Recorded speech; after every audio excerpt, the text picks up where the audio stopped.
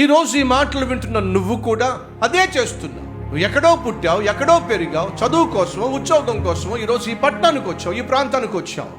వచ్చిన తర్వాత ఏం జరిగింది? ఇంటి దగ్గర ఉన్నప్పుడు చాలా బుద్ధిగా జీవించావు. తండ్రి మాట తల్లి మాట ఎప్పుడు ఎదురు తిరిగింది లేదు, జవదాడింది లేదు. ఖచ్చితంగా స్కూల్కి వెళ్ళేదానివి, ఖచ్చితంగా కాలేజీకి వెళ్ళేవాడివి, చాలా టైం ప్రకారం ఇంటికి వచ్చేసేవాడివి. ఆ విధంగా నిన్ను పెంచారు.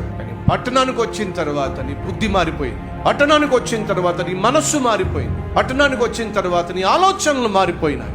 ఈరోజు నీ కాలు కుదురుగా నిలవటల్లా, నీ ఒళ్ళు కుదురుగా పడుకోవటల్లా, నీ మనస్సు కుదురుగా ఉండడంలా, నీ చూపులు కుదురుగా ఉండడంలా, నీ జీవితమే కుదురు లేకుండా జీవిస్తున్నా. కారణం ఏంటి తెలుసా? ఏం చేస్తే అడిగేది ఎవరు?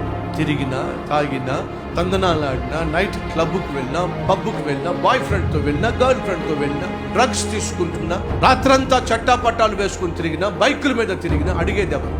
నువ్వు పట్టణానికి వెళ్ళి ఉద్ధరిస్తావని, పట్టణానికి వెళ్ళి బాగా చదువుకుంటావని, పట్టణానికి వెళ్ళి మంచి ఉద్యోగం సంపాదించి వారి కష్టాలు తీరుస్తావని చెప్పి అక్కడ నీ తల్లి తండ్రి 1000 కళ్ళతో ఎదురు చూస్తూ ఉంటే నువ్వు వాళ్ళ కళ్ళల్లో కారం కొడుతున్నావు కదా. నిన్ను నమ్మినటువంటి నిన్ను కన్న తల్లిని తండ్రిని మోసం చేస్తున్నావు కదా.